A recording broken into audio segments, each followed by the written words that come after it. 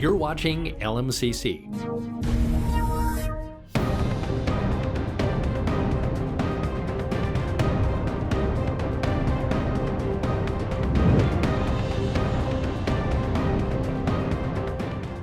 Hi, I'm Kellie Murphy-Ringate, Fire Marshal and Public Educator for the Excelsior Fire District, and welcome to First Responder TV, your public safety source, featuring training exercises, safety tips, and much more. Here's what's coming up on First Responder TV. We'll learn fire and life safety tips at the Excelsior Fire District's Business Services mini-event. Sergeant Rick Waldon from the Hennepin County Sheriff's Office Water Patrol talks about snowmobile safety on the lake. Scam Alert will give you an update on scams that have been targeting citizens in the lake area.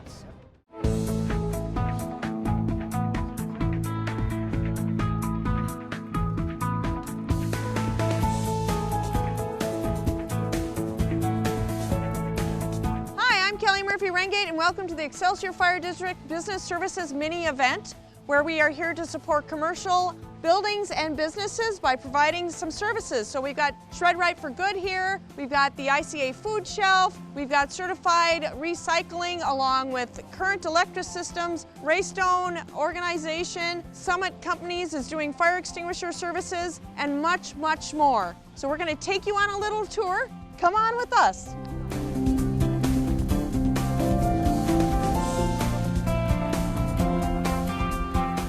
Hi Pat, thanks for joining us today. This is Pat from Advanced First Aid, and I have a couple questions for you. Why is it important for a building or business to have an automatic external defibrillator, AED, in their building? Well, I was a paramedic by trade, 29 years at Hennepin County, and in the last 10 years or so we've seen more and more businesses become equipped with AEDs and be prepared to treat a cardiac arrest before the first responders get there. The reason is when people suffer a sudden cardiac arrest, they suffer what's called a ventricular fibrillation arrest. And what we need is that person to be converted prior to the paramedics getting there. And that usually takes the first 2 to 4 minutes of a cardiac arrest. Typically it takes the ambulance about 10 or 15 minutes to get to the scene. More and more businesses are looking at savings of insurance money as well. They can save money on insurance. It's very simple to use. You can actually use the device on an unconscious person and then also on somebody that's not breathing normally. So you can't shock the wrong person. You can't put this on a stroke patient or a seizure patient and shock the wrong person. So they're very simple to use and they're very affordable as well.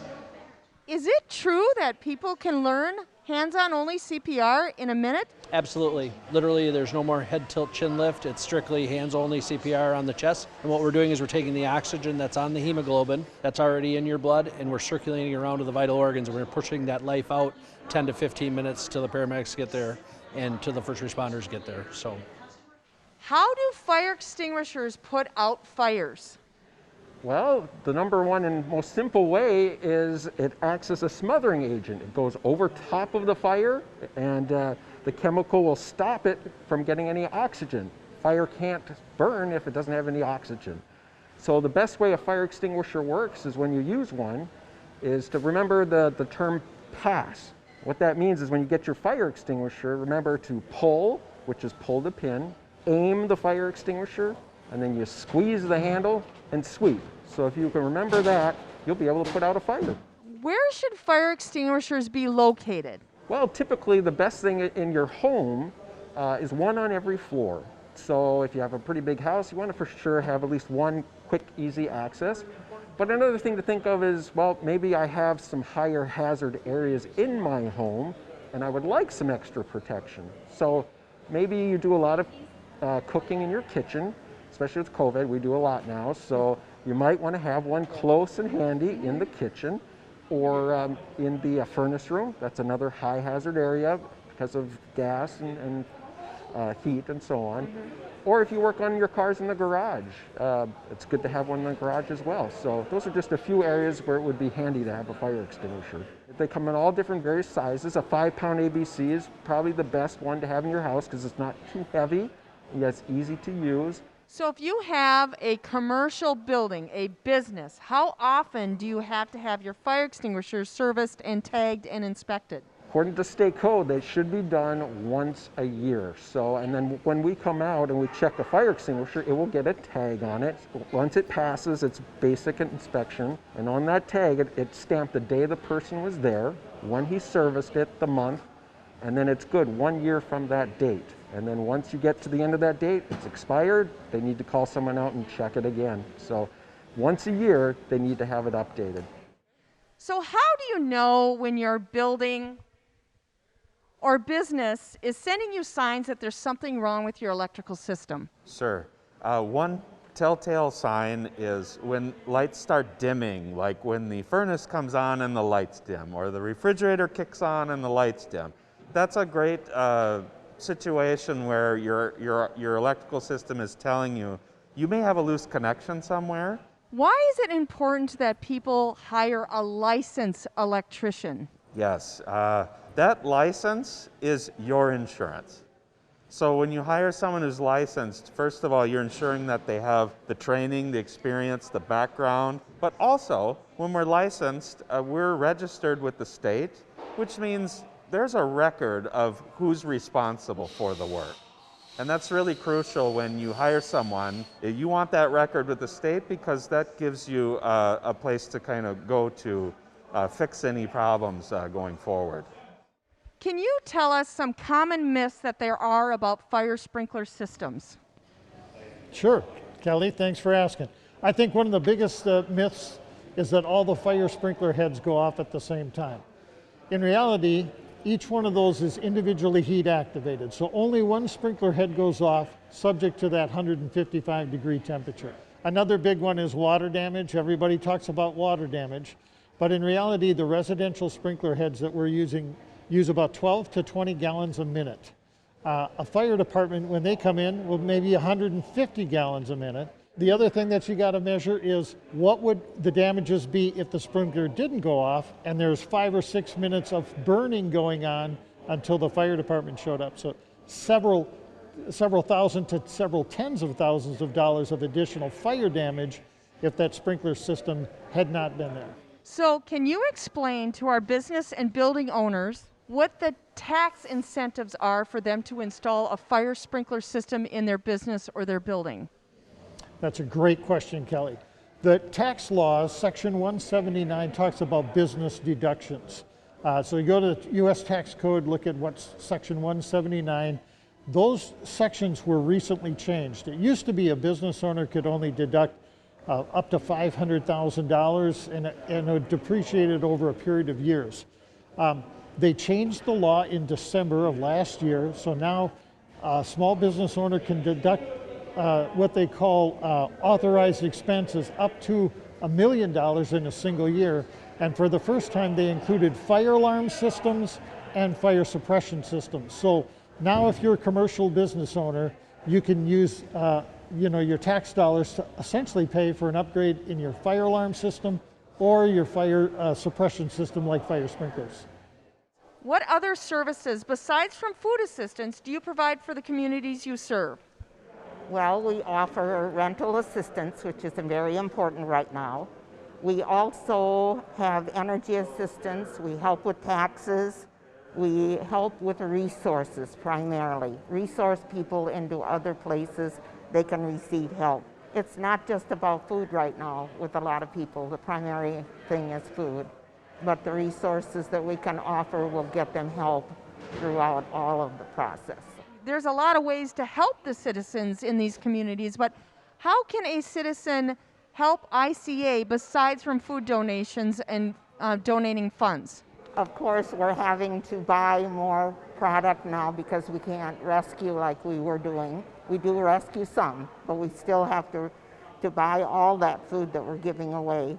Yeah, because funds, ICA actually has more buying power than you and I do. So when we give them $1, they can actually buy more food with $1 than you and I can going to a grocery store. That's right. Michelle, how does being organized play with being fire safe and preventing accidents?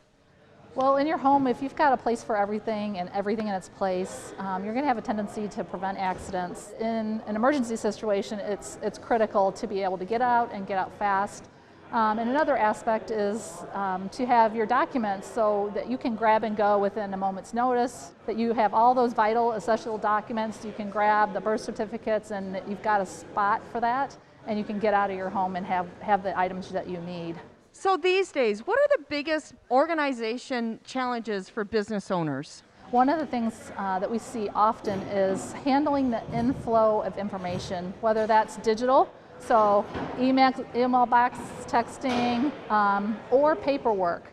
And that can lead to digitally, if you're not organized, you're not getting back in contact with your clients. If you've got piles of paperwork everywhere, one, it could be a safety and fire hazard, and number two, it can just be really hard to get your fingers on the things you need when you need them, and you're wasting time and money within your business. So coming up with effective systems to manage those things and that influx are really important for businesses and business owners. So why is it important to maintain the systems in your commercial building or commercial business? Sure, just like a home, every commercial building has very expensive appliances that need maintenance on it. And in a commercial building, they're often more expensive. They're commercial and industrial strength. So very important for us to be taking care of those on a regular basis so that they don't cost extra money replacing or repairing them. What is the most overlooked issue in commercial buildings? As simple as it sounds, probably filter changes. But your entire HVAC system needs regular maintenance. That's duct cleaning is very important in your commercial building, changing filters, cleaning your AC unit, and maintaining your furnace as well. So that entire system, very expensive, but very crucial to having clean air and appliances that are running efficiently as well. So, what is recyclable that basically surprises consumers the most that they can recycle? A lot of their household electronics, a lot of bulbs, batteries, tires, furniture. Most people don't think of mattresses that can be recycled. We offer a recycling service that does a lot of the bulky items that you wouldn't think that could be recycled. So how does recycling help people with fire and life safety? You know, we always like to say that clutter can cause a lot of accidents. So just keeping a clean household and being able to recycle that stuff on a regular basis or have a resource for that is a healthy lifestyle. When those appliances and electronics are kind of not acting the way they used to, are just plain old, is that the time that they should probably consider recycling them? Yeah, absolutely. Don't let the stuff build up. And a lot of times it's very affordable and very easy. It's a very easy process. We do offer curbside pickup service, and you can also drop off at our facility Monday through Friday. So can you tell our viewers how criminals use the information on their discarded documents? Yeah. Often what we find is criminals are using your personal information for their gain, and they will take your identity and they'll take it through financial means off of your bank records, your IRS records, they'll take it off your medical records. So these are things that should be shredded and not just discarded in the trash or recycling bin. Absolutely.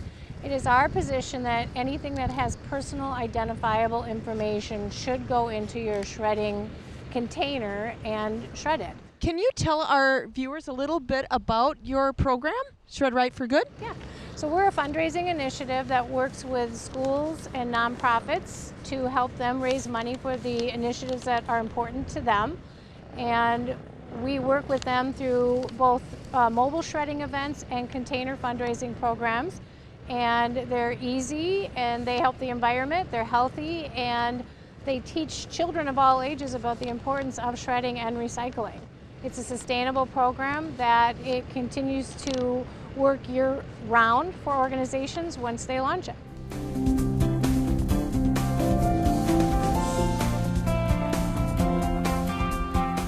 Thanks for joining us, and thanks to all the participants that joined us today, especially Michelle Dudley and Raystone Organization for supporting Shred Right for Good so we could raise funds for the ICA food shelf. See you next time. Next on Safety Source, the Hennepin County Sheriff's Office Water Patrol will give you some snowmobile safety tips for when you're on the lake.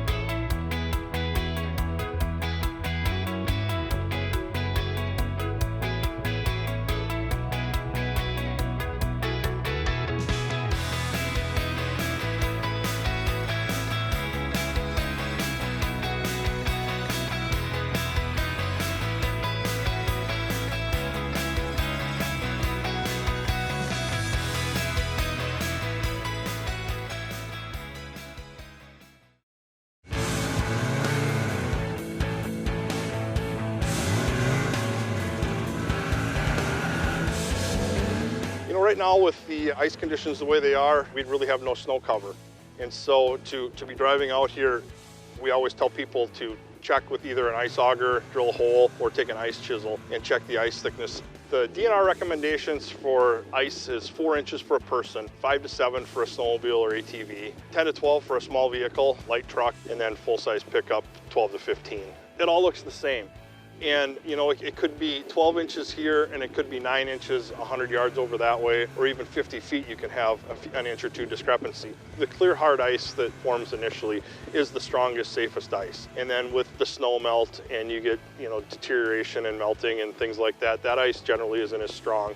Also, there's conditions that are always something to be concerned about, and that's moving water, and we have that in channels, creeks, rivers, so we recommend you stay out of the channels all year long.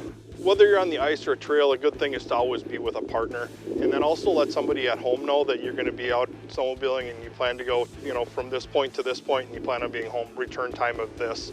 You can outdrive your headlights, so your speeds are going to be greater than what you can actually see. Those fish houses, those vehicles, those people fishing can appear awful quickly if you're going fast.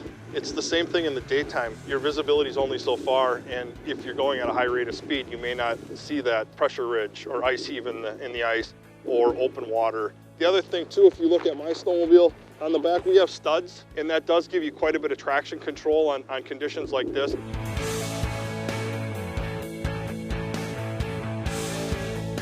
The direction you came in is the direction you want to go out. You know that the ice was safe 5-10 feet back from where you went in. Kick with your feet, and if you have ice picks, do this and use this to kind of pull yourself out.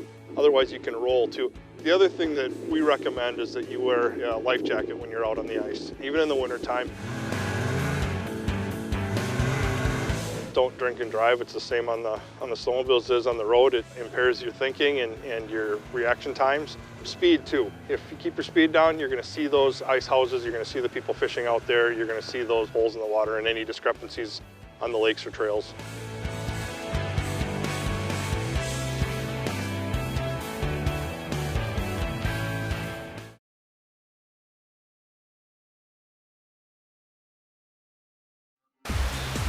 LMCC Community Television has come a long way since its inception in 1984.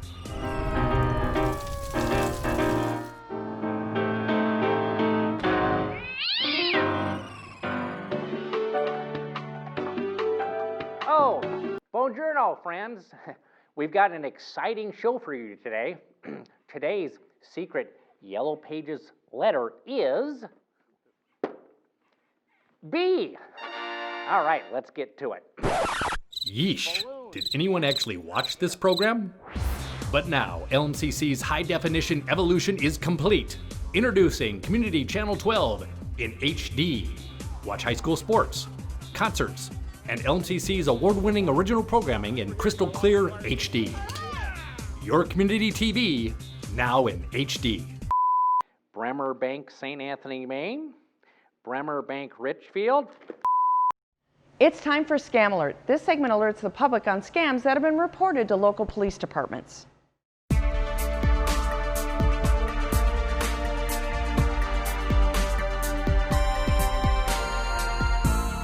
The Carver County Sheriff's Office has had several residents report that imposters are filing claims for unemployment benefits using their names and personal information. People are learning about the fraud when they get a notice from the Minnesota Unemployment Benefits Office or their employer about their application for benefits. If this happens to you, someone is misusing your personal information, including your social security number and date of birth, and you need to act fast. Start by filing a police report with your local department. Report the fraud to your employer and keep a record of who you spoke with and when. Report the fraud to the Minnesota Unemployment Benefits Office and keep any confirmation or case numbers you get. The unemployment payments are usually deposited into accounts the imposters control. However, sometimes payments get sent to the real person's account instead. The imposters will then call, text, or email pretending to be the state unemployment agency to get you to send the money back to them. If you get benefits you never applied for, report it to the Minnesota Unemployment Agency and ask for instructions. Do not respond to any calls, emails, or text messages telling you to wire money, send cash, or put money on gift cards. Your state unemployment agency will never tell you to repay money that way.